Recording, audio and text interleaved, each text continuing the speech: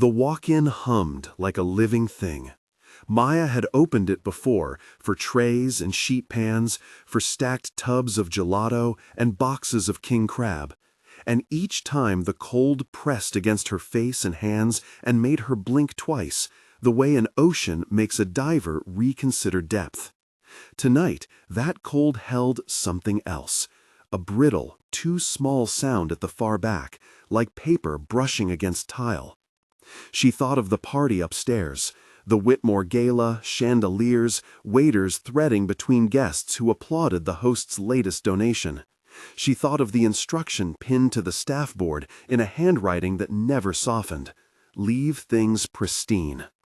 But the sound repeated, closer now, a stifled rustle and a child's thin cough. Maya slid on the rubber boots as a reflex and pushed the heavy door. The compressor exhaled.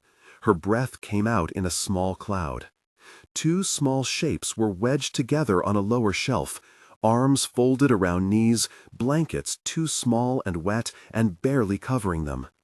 One child's hair had ice in the curls. Both faces had that waxen look of cold and shock, lips pale, eyes glassy with fear. A tiny hand clung to a damp scrap of paper, a crayon drawing of a house with a square sun, the sun scribbled over with heavy, frantic lines. Maya didn't hesitate. She dropped her bag, scooped the smaller body against her chest, and felt a tremor that was not her own. She wrapped them in her jacket, her palms shaking but steady enough to rub warmth into the backs of their knees. The other child let out a sound that was almost a sob, and then a laugh that broke like a thin thing under pressure.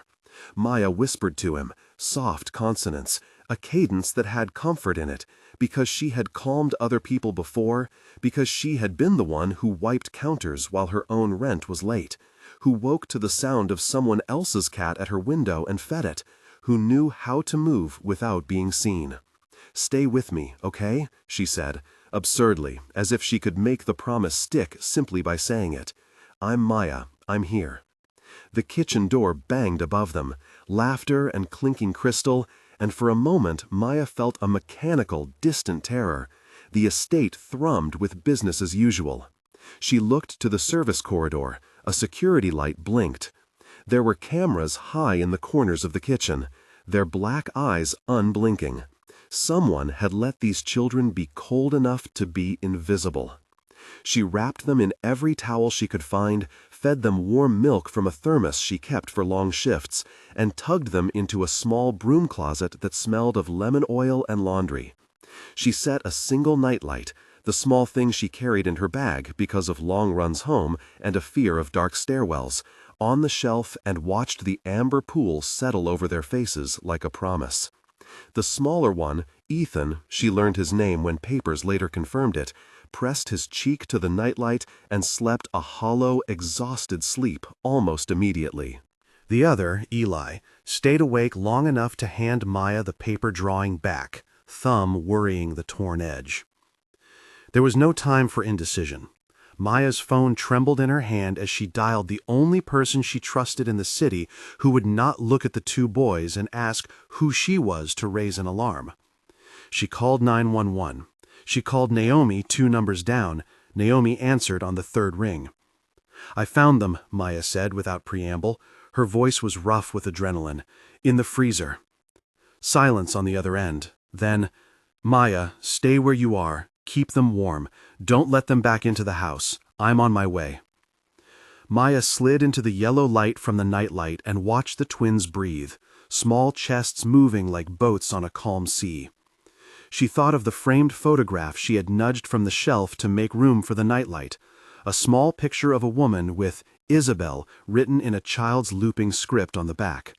She did not know the woman, only that the boys had carried that photo in a pocket, and that the image of a young mother made one of the twins press his forehead to it as if remembering a name too large for his small mouth. They were cold, frightened, and alive. Those were the facts she could not unsee. Everything else, questions, fights, paperwork, could wait. For a moment, the heat in the broom closet recentered her.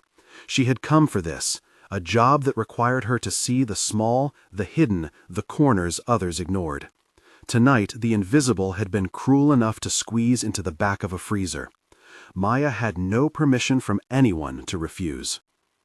If you want to follow Maya's fight to the end, if you want to see how ordinary people can push a system into protecting the powerless, stay with this story, like and subscribe, and turn on notifications so you don't miss what comes next. The ambulance arrived with wailing lights that painted the alley blue. Paramedics wrapped the boys with professional gentleness. They smelled of antiseptic and rubber. Maya watched them go, hands clenched around an empty towel. Back in the kitchen, the party upstairs rippled on. Guests toasted, a harpist's thin notes floated down. Outside, the frosted city lights blinked harmlessly. Inside the house, Claire Witmore's name turned up on a caller ID as she returned the dispatcher's call, her voice smooth and asking serpentine questions. Were the boys related to staff? Why had Maya been in the freezer alone? Had anyone seen them earlier? Claire's answers were always practiced. She had a way of making everything into a performance of care. Damien Witmore, patriarch and benefactor, called from a car with fogged windows and a softened voice that asked, with genuine confusion, why his children were cold. He promised cooperation. He meant to be spared scandal. The next morning, Maya sat in Naomi Mro's cramped office with the twins' warm blankets draped across her knees. Naomi's walls were packed with case files and photographs of the neighborhood, evidence of fights waged at the municipal edge. Naomi was small and fierce, and the kind of lawyer who used her voice to make room for those without it. She listened, asked short, rapid questions, and did not at any point minimize what Maya had seen. "You did the right thing calling help," Naomi said. "Now we do the next right thing. We protect the children first, then document what we can."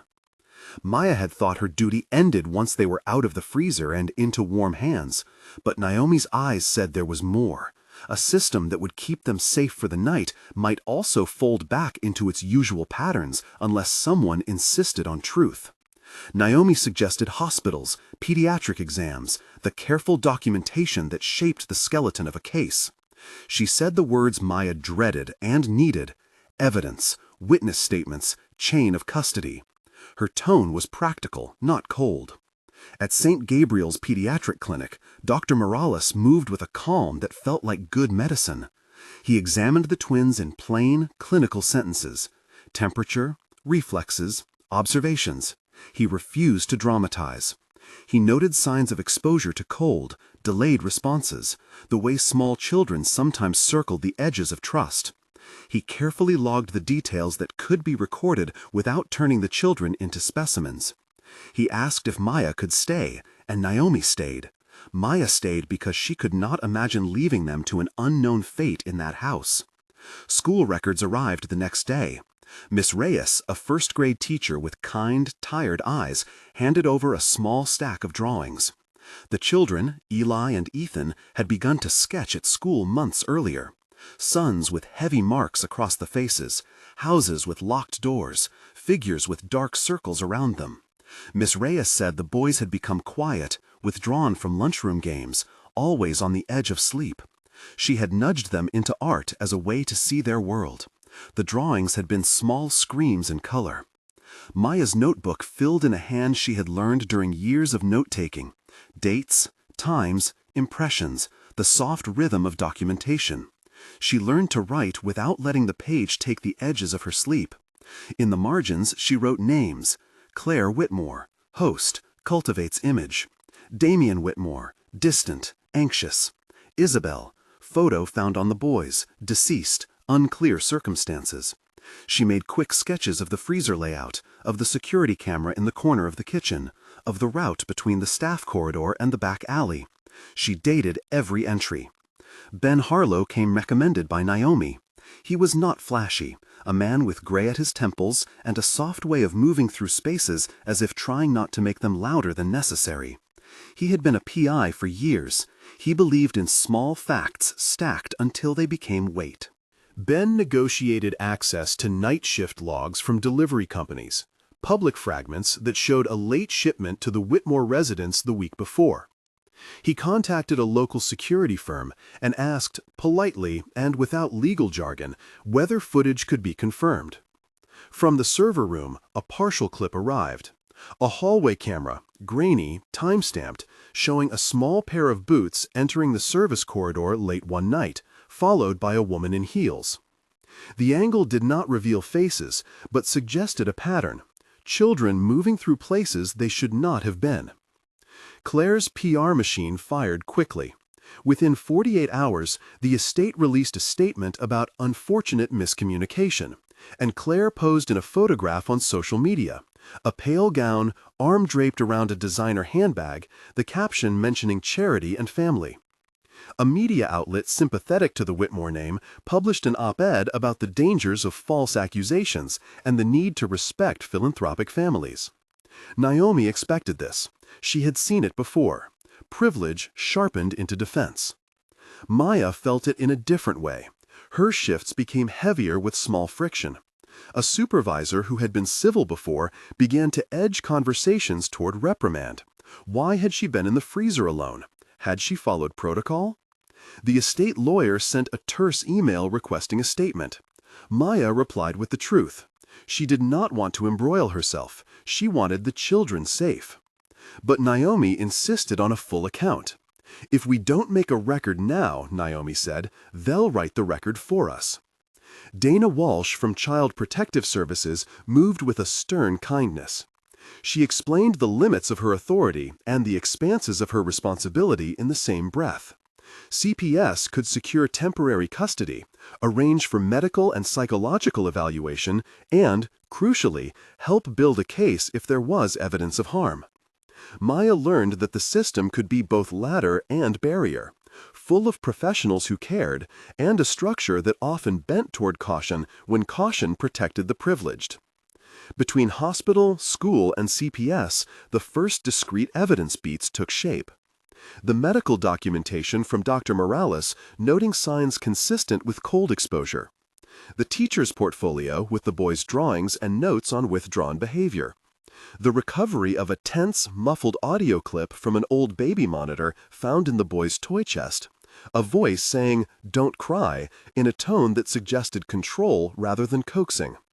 The clip was what it was, partial, ambiguous in places, but audible in the places that mattered.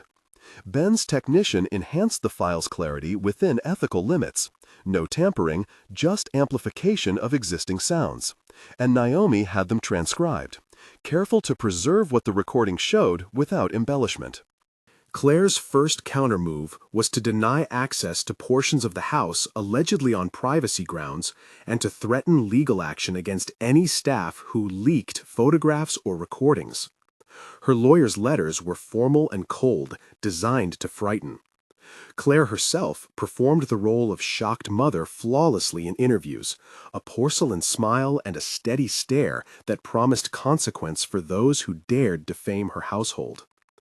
Damien, when confronted, folded into a smaller version of himself. He called Maya once, one brief call in the middle of the night, apologetic, not yet ready to accept that his children might be at risk within the walls his money bought. He told her he trusted the staff, he loved his boys, and he was arranging for a conciliatory meeting. Naomi told Maya not to engage privately with Damien. "We have to let the professionals do this," Naomi said. "You speaking to him now could complicate custody hearings later." Maya nodded and felt that old private loyalty clash with a new public duty. The city took notice once a local paper, given a careful preview of the facts by a journalist who believed in accountability, published a measured piece. It emphasized the statements from CPS, the hospital's concern, and Maya's. Maya's actions as a staff member who refused to be invisible. The headline did not scream scandal, but it threaded enough doubt into the public record that Claire's PR team found themselves on the defensive. Threats trickled into Maya's phone, anonymous numbers, a few ominous words that felt intentionally small. "Watch yourself. Careful what you say." Naomi urged caution. Maya changed her routine, traveling with a friend at night and installing a cheap security app on her old phone. Ben told her that those messages were intimidation and that intimidation was meant to silence. "You did the brave thing," he said quietly, "but bravery without support is what gets people hurt. Let's build a case that can stand in court." There were risks in every step Maya took. She thought about sneaking onto the estate again to look for more proof. Another night of walking the service corridors, a hand on a refrigerator door. The idea burned like a coal behind her ribs. Naomi forbade it. Ben, grudgingly, said that a legal route would be safer. But Ben also found a legal way to request a limited preservation of footage, an informal subpoena that was slow and could be resisted by the estate's lawyers. Time stretched. Claire's publicist polished her interview soundbites. The Witmore Foundation promised cooperation while simultaneously blotting certain records with legal letters. The boys reacted in small ways that built Maya into their orbit. They learned to eat warm food from her hands. Eli, who had not smiled much, grinned at Maya the day she sang a ridiculous song about a runaway spoon, and the boys broke into laughter like someone opening a stuck hinge. The laughter felt like a miracle, but also like a fragile thing, a cracked cup in a dishwasher. Maya kept the boys' framed photo on the small shelf in her apartment and folded the drawings into a folder with their names on it. At night, she'd run her fingers over the lines they'd drawn, the sun scratched out, the houses boxy and stern. She thought about the mother in the photograph, Isabel, and the way grief compiled itself into paper and movement. Community voices began to matter. Mrs. Langston from the townhouse next door offered to watch the twins for an hour so Maya could take a deposition. A neighbor who worked in the school cafeteria corroborated that the boys had been kept out of certain after-school activities in ways that made no sense. A maintenance worker, who had once seen a small set of muddy footprints on a cleaned hallway, signed an affidavit after Naomi explained the process. Each person who stepped from the periphery into the formal record revealed how systems can be nudged when ordinary people refuse to stay small. Claire's legal team filed a motion of their own, a slander claim against an unnamed unofficial source, and an emergency motion to limit access to certain records. The estate asked the court for a protective order. They framed their motion as a shield for family privacy. Naomi responded with a motion to compel records and asked the judge to preserve video and other potential evidence. For the first time in the case, the matter took on the measured cadence of the courtroom. The judge's voice, the stamped seals, the list of exhibits. There would be a hearing to decide whether the evidence would be allowed to see light. Maya sat in the back of the small hearing room, hands folded so tightly her knuckles were white. The air smelled of old coffee and paper. The judge, older and frowning, listened to attorneys at a podium. The dialogue in the courtroom had a rhythm that throbbed in Maya's chest like a pulse. The defense spoke of privacy and character.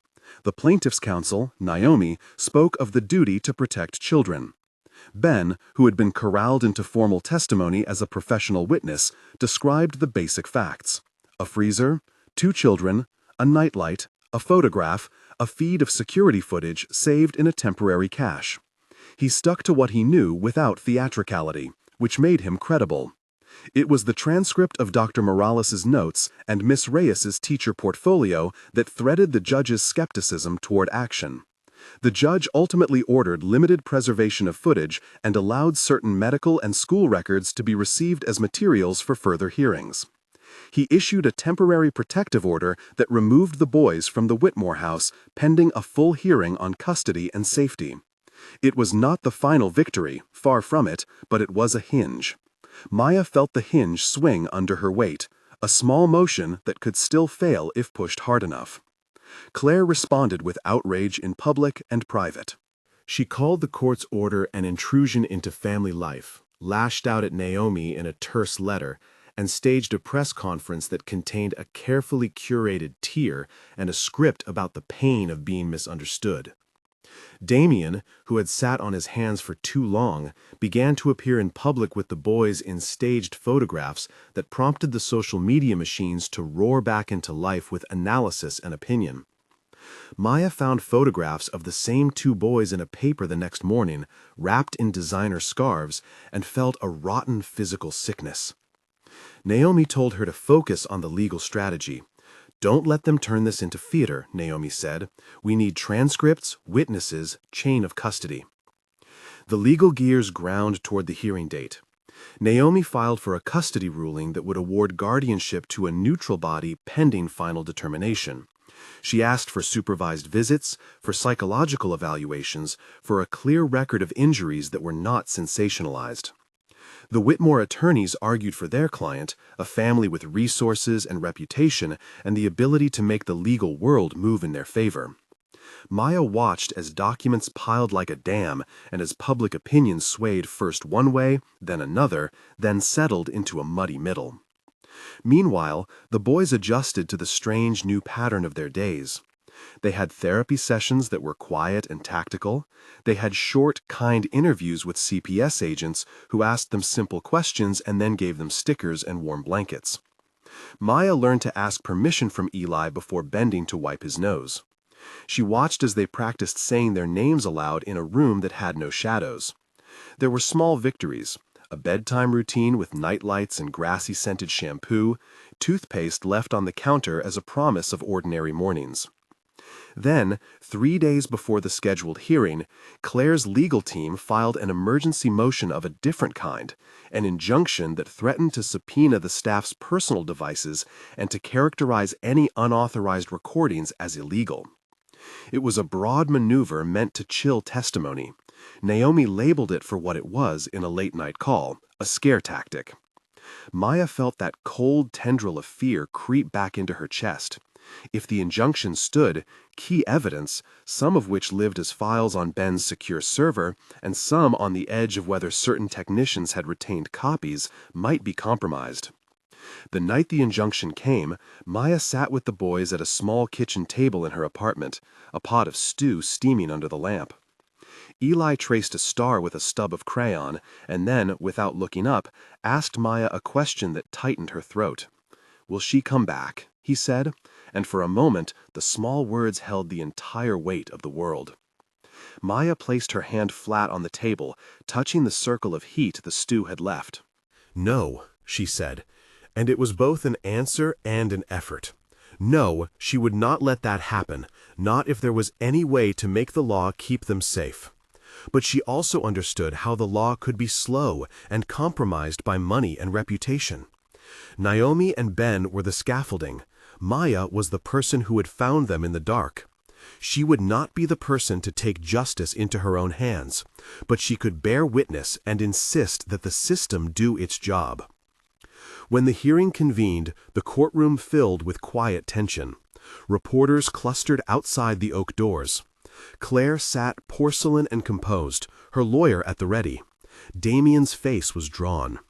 Naomi's voice held the room when she spoke, cutting through the theatrics with lean, exact phrases that mapped suffering into legal contours without spectacle. Dr. Morales spoke, as did Miss Reyes, and Ben presented the preserved copy of the hallway footage, a clip that, while grainy and partial, aligned squarely with the timeline of events. Maya's own testimony was short. She described the freezer, the nightlight, the boys' hands gripping the scrap of paper. She spoke of the smell of lemon oil and of the way the nightlight looked like a small planet beside their faces. She testified to what she knew and to what she did, that she had called for help, that she had protected the children physically, and that she had tried to ensure their safety. The judge asked a few questions, his voice even. The defense tried to undermine her by implying carelessness. Why had she not called immediately? But Naomi deftly reframed those questions into the context in which Maya had acted, quick thinking under duress. It was enough to keep the judge's attention on the boys rather than on Maya. At the hearing's conclusion, the judge ruled temporary guardianship would be awarded to a state-appointed guardian, while the court reviewed the evidence for a final custody determination. The injunction to subpoena staff devices was denied in broad strokes.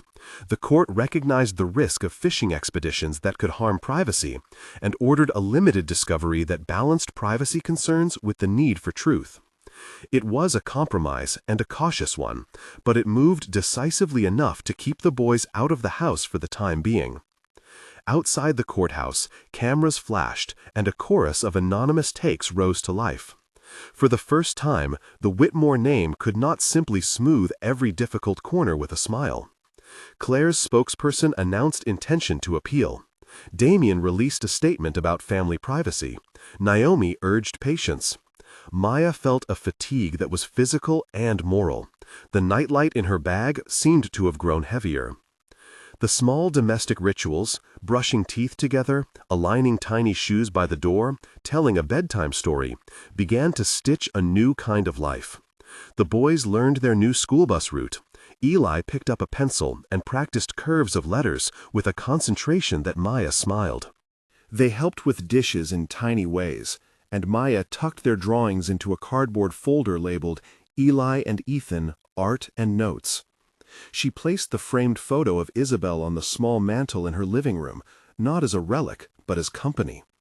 When she sat and allowed herself the luxury of looking up, she found neighbors bringing casseroles and notes, an odd, steady thread of people who had decided that their city would not allow its youngest to be hidden away. But the story was not over. Claire's public-private machinery still had momentum. The Witmore Foundation quickly arranged a discreet charitable event that would cast Damien in a sympathetic light, and anonymous op-eds began to question the motives of those who had leaked the facts. Naomi warned Maya that the final custody hearing could be a fight that forced them into hard choices, that testimony might be tested and pieces of evidence could be attacked with strategies designed to confuse and to intimidate. Claire's lawyers hinted at countersuits. The Witmore name had resources that could drag the truth into protracted legal limbo. Then, a week before the final hearing, a new piece of evidence emerged quietly. A small surveillance file from a delivery corridor recovered by Ben from a vendor who had not known the footage's significance. The clip was short, but it showed a woman, tall, composed, leading two small children through the service hallway at a time when no guests should have been moving about. The angle revealed more than the first clip, though still not everything. There was a handkerchief in the woman's hand, a bent gesture that matched a detail Dr. Morales had noted in the medical report. This clip, when shown to Naomi, made her mouth set with a seriousness Maya had not seen before. "This could be decisive," Naomi said. "If the court can see movement that aligns with the boy's exposure, it's harder to spin away." Maya felt the old ember of fear and the new heat of hope coiled together. She had not sought fame. She had sought only to keep two small bodies warm. But the world had a way of turning small acts into larger storms. The final hearing loomed like a high wall at the edge of everything they had rebuilt so far. If the court accepted the clip, if Dr. Morales's notes and the teacher's portfolio stood solidly alongside it, then the boys might find a permanent safety. If not, if the Witmore machine outmaneuvered them, the children's recovery would be endangered by legal knots and delays. On the eve of the hearing, in the modest safety of her apartment, Maya folded the boys' pajamas into a neat stack. Eli held the crayon drawing and asked whether their mother looked happy in the photo. Maya chose her words with care. "She will be part of this with us," she said. "We'll keep her with us. We'll make sure you have light." She placed a small nightlight on the windowsill and watched its amber glow push back the edge of the dark.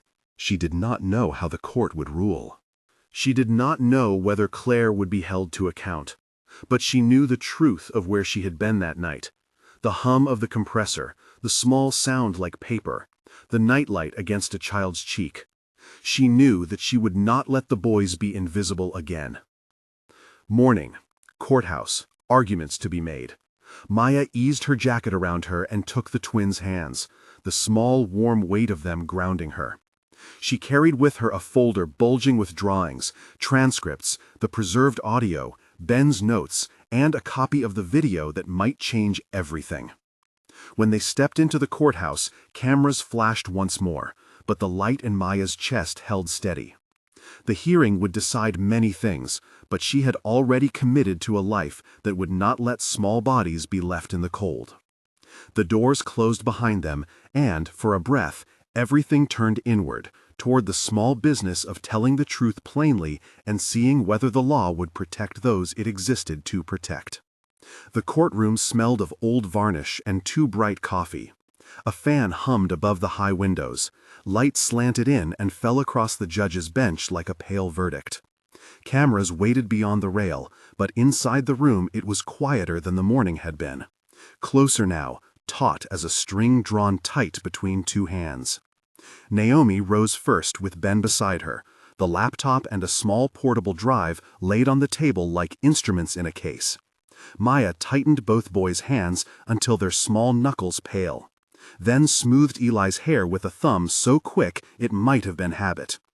The framed photograph of Isabel had been left at the back of the courtroom on a folding chair wrapped in tissue by a neighbor who had followed them here.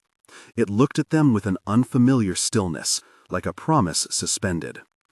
Ben spoke plainly when the judge asked him to authenticate the file. He described the vendor, an unremarkable logistics company that supplied food and supplies to the Foundation's events. How he had visited because of a friend's tip. How their security clerk had misfiled a day's worth of drives in a box that should have been destroyed. He explained the chain of custody in simple steps: retrieval, duplication, secure transfer to the office, storage in an evidence envelope. Claire's counsel pounced on the phrasing, friend, box, and tried to paint Ben as someone who had created a narrative out of a misplaced hard drive. Naomi let the interruptions come and go. She had expected that. When the judge asked whether Ben was offering the file as an original or duplicate, and whether a forensic hash had been produced, Ben answered with facts. How the file was copied, how metadata confirmed its timestamp, how the vendor's staff corroborated his account under oath. Objection, Claire's lawyer said finally, voice smooth. Speculation as to authenticity unless the original system administrator is present to attest to the unbroken chain. Naomi's face did not change. Your Honor, she said, calm enough that ears in the back leaned forward. We have the vendor here, and we have the duplicate with verified metadata. We ask that the court admit the clip and allow it to be played for the record. The boy's medical records, the teacher's testimony, and the timeline all converge with what is visible in this footage. The people who will be harmed by delay are small and present in this courtroom. The judge regarded them both, long and slow. Bring the vendor, he instructed. A clerk returned and announced the arrival of a woman in a plain sweater who had been in the gallery all morning. She had been called, Naomi knew. Every small detail had been anticipated. On the stand, she was nervous but clear. She recognized the file drive as one assigned to the night manager. She remembered a pile of drives left to be disposed of because a storm had caused a power outage and someone had misplaced the discard box. I didn't know it mattered, she said. I just thought someone threw it in the wrong bin. Claire's counsel tried to trap her in uncertainty. Dates, names, whether she had ever met Ben. But the vendor's witness had kept her answer simple. She had worked there, she had seen the drives, she had told the manager, and when Ben called back, she had handed him one. The judge nodded, admitting the clip into evidence over the lawyer's objections. The room settled like a held breath. Naomi told Maya softly, "When they play it, don't look away." Then she turned and, with practiced steadiness, cued the technician. The screen in front of the judge glowed. Speakers crackled once as an old machine warmed to life. The clip was brief, 46 seconds that felt like a lifetime. Grainy, shot from an angle above a yellowed corridor that smelled of bleach and late deliveries, it showed a tall woman moving with measured steps, a handkerchief twisted around one hand, and two small figures following close enough to be guided. They were too far from the camera to see faces, but the boys' jackets and the way the taller child reached up, familiar motions that Maya had watched 1,000 times at home, made the stomach drop. The woman paused at a side door. The handkerchief fluttered for a moment as if she had wiped her own sleeve, then she led the children out of frame. When the clip ended, the room was very still. For a moment, the only sound was the fan. Claire's lawyer rose to object again, softer this time, not to the clip's admissibility, already decided, but to its interpretation. "There is no identification here," he said. "Pixels do not confirm motive. This footage shows movement in a service corridor. Anyone could have been escorting children. We have no proof of context, and we caution against a rush to judgment." Naomi's reply was surgical. She asked the court to allow Dr. Morales to speak to what could be seen in the clip when set next to the boy's injuries and the medical report. Dr. Morales came forward with notes, palms steady, and the courtroom leaned forward. On direct, she outlined the patterns he had seen on the boys. Clustering of small abrasions consistent with brief repeated exposure. Residue consistent with cleaning agents. The small tear on a finger consistent with a caught fabric edge. The same sort of snag a handkerchief might cause. He explained medical language without theater, and then, when asked about the likelihood of another explanation, said simply that while nothing in medicine is certain, the alignment of timing, physical signs, and the corridor movement was strong circumstantial evidence. Claire's counsel called a counter-expert, someone in a pressed suit and quieter cadence, who said that such marks could not amount to legal proof of deliberate exposure. The two men went at it like clockwork, degrees, journals, a back and forth of nuances. To an outsider it might have read like mathematics, but the parents and neighbors and people with paper plates outside who had come to support Maya felt each exchange as a tug of war over a child's small body. Then came the teacher. Ms. Larkin walked into the room not with notes, but with a folder that made a soft, papery sound when she set it on the witness stand. When she spoke about the boys, she described the way Ethan had tucked his chin in and lingered in corners, how Eli had drawn repeated images of dark rooms and light bulbs. She produced a portfolio of artwork, taped drawings of a crib with straight lines like bars, of a nightlight drawn as a small sun, the same drawings Maya had kept in the cardboard folder, but in stronger hand and full of the shorthand of classroom observation, dates, teachers' comments, the day a school nurse had called to ask about unexplained bruises. Claire's counsel questioned the extent to which a teacher's impressions could stand against the Foundation's report of temporary oversight. He suggested teachers are biased, that they seek patterns where none may exist. Naomi let Ms. Larkin describe a day when the school had contacted social services and had been told the matter was to be handled privately. She let the small, quiet authority of a professional be the kind of thing that busts open a man's polished denials. The cross-examination of Maya came later, a moment Naomi had prepared for and dreaded. Claire's lawyer attempted to make Maya's presence in the boys' lives seem newly assertive, to paint her as a woman grasping at a narrative for attention. He asked questions about her relationship with Isabel, about the timing of her discovery, about why she had not contacted authorities sooner. The words were designed to wedge doubt between her and the judge's sympathy. Maya answered with the clear, slow sentences of someone who had rehearsed only this: the night she had found them, the sound she could not ignore, the way she had dressed them and kept them warm, and how, when she had called for help, the system had at first been slow. She did not cry. The steadying was not performance, but a new muscle in her life. When she spoke of Isabel, she did so as one might speak of a household anchored to memory. The lawyer pressed for flaws in her account, for inconsistencies. Naomi objected where the questions strayed into badgering, and the judge cautioned against bullying a witness who was, by any measure, already bearing too much. A small combustible surprise came when Ben called forward the night manager from the Witmore event staff, someone who had been listed as unavailable. He arrived in a rumpled jacket, embarrassed and apologetic.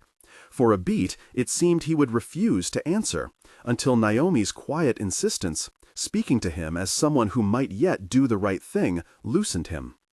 On the stand, he described what had happened that night: an argument in a back office about where to seat certain guests, the presence of a woman who asked for a side entrance to be opened for two small children and left with them in a way that had, at the time, seemed unusual to the staff. Under cross-examination, he faltered on names but not on the essential detail. The movement had happened. Someone had seen it. Claire's counsel attempted to suggest the manager was confused by drink or fatigue. He called it vague recollection.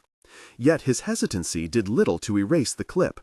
The film and the manager's memory aligned like two small maps overlaying the same territory. In the gallery, Damien sat with his jaw tense, hands folded in his lap. He had not taken the stand. The Witmore team had decided his public message would be shaped elsewhere, in press statements and staged appearances. Today, he watched with a face like a man who had been told the weather was changing without his consent. The Witmore Foundation's lawyers whispered in low voices. The staff shuffled legal pads. The op-eds that had softened the public conversation earlier in the week had lost some ground to the steady accumulation of small, undeniable facts. When the clip was played a second time in slow motion, the courthouse felt as if it might pivot on that image. Eli's fingers tightened in Maya's, small fingernails like anchors. Ethan began to hum under his breath, a half-remembered tune. Someone in the far row suddenly made a sound like the exhale of a man who had been holding breath since dawn. Naomi did not rush. She let the footage settle, then presented a brief remix of stacked evidence. A timeline chart on the judge's screen, a composite of timestamps, medical notes, and the teacher's notations. It was not dramatic, it was careful, a forensic tapestry intended to show that the clip was not an isolated curiosity, but one piece that fit cleanly into a pattern. Claire's counsel's rebuttal was relentless in technicalities. He argued chain of custody problems, the ambiguity of images, the potential for misinterpretation by well-meaning but biased witnesses. He suggested, once, dangerous words, that the rush to attach meaning to a shadowed corridor threatened to harm a reputation on the basis of pixel fog. He pointed out that the foundation had stepped forward to fund immediate care for the children when the story first reached the press. They have acted in the boys' best interest, he said, softer than before. Why would a family institution not seek to protect their own? The question landed like a pebble in glass. There were journalists in the room, and the faces of people who had arrived with casseroles and notes. Some looked away. Naomi answered without heat. Because good intentions do not substitute for accountability, she said. Because when a child is at risk, it is our duty to be clear about who did what and to remove them from harm. The question is not whether the foundation ordered chicken for a volunteer dinner. The question is whether two small boys were led into an environment that matches the injuries they received. The court must weigh the evidence against the standard of care owed to those boys. The judge listened and then asked for time to consider the filings and for argument on whether the boys needed a temporary protective order while matters were fully adjudicated. He called a recess to hear a short in-camera argument about the immediate safekeeping of the children and whether they would remain in Maya's care pending a full ruling. The courtroom breathed. Phones in pockets resumed their quiet vibrations. Whispers rose like wind through trees. Outside, in the hall, the press clustered. Neighbors' faces were in a line like soft shields. Naomi, who rarely looked anything other than composed, leaned toward Maya and lowered her voice. You did everything right. You kept them warm. You did not make them invisible, she said. We held our cards close, and we played them at pace. That clip, when it plays for the judge with the rest, changes how the story looks. Maya wanted to say, will it be enough? But words felt precarious. Instead, she tied the boy's mitten strings with slow, attentive fingers. Eli looked up and asked, as children ask, small and steady, will Isabel have cookies with us? Maya swallowed the absence, shaded it, and said, yes, we'll keep her close. Naomi put a hand on Maya's shoulder, not a legal touch, but a human one, the brief contact of someone who had carried other people's fears for a living and found them sometimes lighter for being shared. We wait, Naomi said, and we stay ready. Then she walked back into the courtroom with the kind of purpose that rustles papers into order. When the judge called everyone to order and asked for short statements on the protective custody matter, Claire's lawyers argued that removing the boys from the Foundation's oversight while the case proceeded would be an extraordinary measure and not warranted by circumstantial footage. Naomi spoke, voice calm but edged with an urgency that reached beyond legalese. She recounted the boys' vulnerabilities, the medical notes, the teacher's portfolio, and the risk that delay posed to their ongoing recovery. Her final line stopped the breath of the room. There is no safety in ambiguity for two small bodies. There is only further harm. The judge retired briefly to consider the narrow question of temporary custody. Voices floated in the hallway while the chamber door was closed. People looked at their hands. Someone in the back cried, quiet and without shame.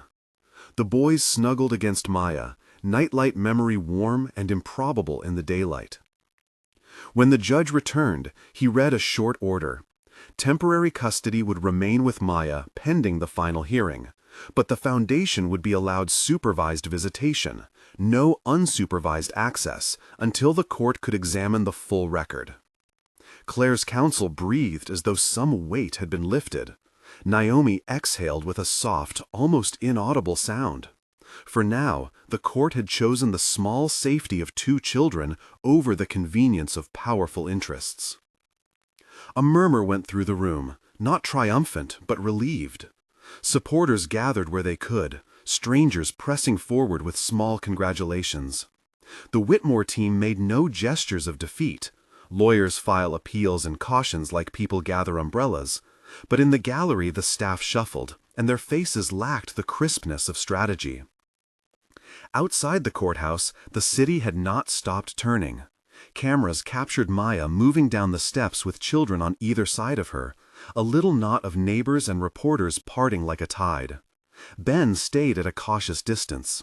Naomi walked with them until the sidewalk grew crowded, and she could nod with a lawyer's economy. We're not done, but this buys us time. Then she left to file motions and returned to the narrower focus of affidavits and timelines. Maya felt the weight of the day like a season that had paused. She had been given custody for now. The legal war of attrition was not over. In her bag she kept the nightlight, wrapped in a small towel, an emblem of the private domestic care that had become, improbably, the subject of public law. She thought of Isabel and of the small ways a family might be preserved. Casseroles left by neighbors, a framed photograph on the mantel, a crayon drawing tucked into a cardboard folder. They walked home in an uneven procession, the city around them indifferent and also, in small acts, benevolent. A woman handed Maya a sandwich. A man with a dog offered a piece of advice clumsily given and meant kindly. The boys chattered about playgrounds and superheroes in a language that had survived nights darker than anyone had imagined. That evening, back in the apartment, Maya set the photograph of Isabel on the mantel and turned on the nightlight. The amber glow spread across the boys' faces and over the drawings. She placed the surveillance clip stills beside the crayon images, not as trophies, but as truth tokens. Small artifacts of a day when the world had to be reminded that children are worth the trouble of battling for. Naomi called later with instructions and a timetable of filings. She spoke of depositions and of experts who would need to be prepared for the strain of cross-examination. She warned of countersuits and of the Witmore machine's capacity to delay. But beneath the legal counsel was a note that relaxed something in Maya's chest. The judge had seen enough to keep the boys where they could sleep with a nightlight and a hand on each. Maya tucked Eli and Ethan into bed that night with a ritual of small miracles. She read a page from a picture book they had loved on days when sorrow was too much of a thing in the house, and she kissed foreheads the way mothers do when they pledge themselves anew. When the boys finally slept, she sat beside the window and watched the amber light press its small circle onto the dark. She thought about the corridor in the clip, the handkerchief in the woman's hand, the sound of a compressor somewhere far away. She thought about how thin the line had been between invisibility and being seen. Outside, a neighbor hung a string of paper stars on the building's stoop, an absurd, tender defiance against the gravity of the week. Inside, Maya wrote a list of the next steps in the margin of a legal pad. Witnesses to be scheduled, a motion to file, names to be called. She wrote in a careful hand and then crossed one thing out when she realized it did not belong. Seek blame. In its place, she wrote, keep them safe. Sleep came late and fitful. When she woke, the city had already begun to turn again. The news cycle churning, op-eds reappearing with fresh angles, sympathetic tabloids and cold legal analyses in equal measure. Naomi texted one line, "Be present tomorrow. We meet at 9. The rest of the messages would come with motions and schedules and the kind of preparation that lives in lawyers and in the narrow spaces between hearings. Maya dressed the boys in warm clothes and let them carry the cardboard folder to the car. They did not ask about Claire's foundation or the press or the judge's orders. Their world, mercifully, remained the exact size of a living room and a school and 2 small hands that needed to be held. As they stepped into the light, Maya thought of the clip again. The corridor had been only 46 seconds, but it had shifted the shape of the days to come. She did not know how the next hearing would go, whether the Witmore team would throw everything they had at Naomi, and whether new smear campaigns would be engineered to reclaim the narrative. She only knew that for now, the boys were home and the nightlight burned on. At the door, she paused, hand on the knob, looked at the boys' drawings spread out like small maps to a safer place, and breathed. The fight would continue, and there would be harder days to come, but a court had, at least for a moment, turned the city's machinery toward protection rather than smoothing over power. She stepped into the stairwell, the sound of small shoes beating behind her, and the light at the window caught on the frame of Isabel's photograph as if the past and the present were holding hands across the mantel. Maya thought, not for the first time, that truth could be stubborn in the face of money and machinery. It could be slow, and it could be messy, but it could also gather into a thing that people standing together might carry. They would return to court. There would be more witnesses, more tests, more attempts at delay. But the corridor clip had been shown. The nightlight still glowed on the sill, and for now that was enough to hold off the cold.